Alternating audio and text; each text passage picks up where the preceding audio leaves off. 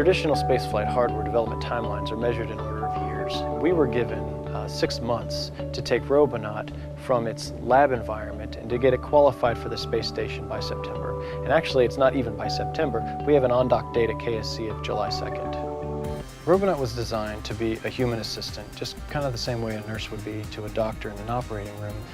So you can think of Robonaut as helping a human worker set up a work site, tear down a work site, hand them a tool, please hold this for a while.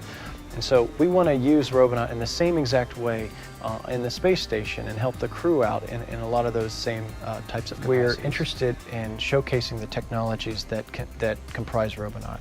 And chief among those is the dexterity that Robonaut possesses. And so what we'd like to demonstrate with that is Robonaut's ability to utilize the same connectors, the same tools, and do the same sorts of tasks that the astronauts can do on the space station in a way to aid them. So we're going to control Robonaut on the space station using a space station laptop.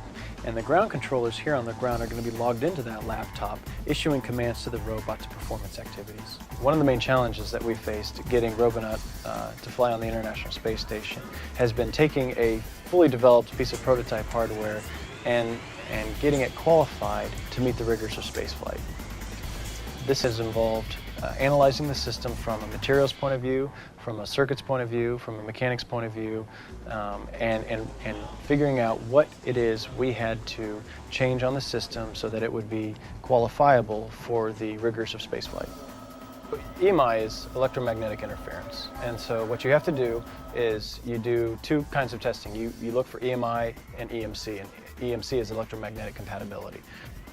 When you're a payload, or when you have a piece of hardware on the space station, you need to be sure that you don't interfere with the hardware that's on station, or that you don't get interfered with in a way that causes you to create a hazardous condition.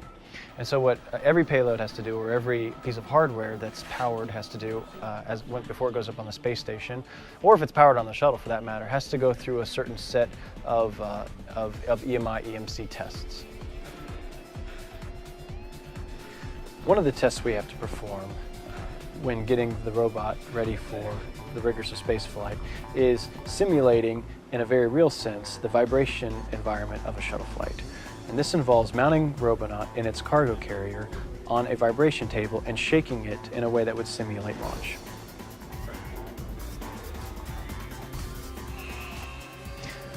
Robonaut launches on STS-133, which is in September 16th, I believe, ULF-5.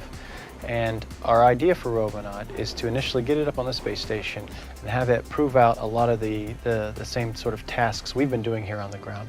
It's going to be in a stationary format where the robot's going to be hard mounted with a stanchion to a seat track assembly.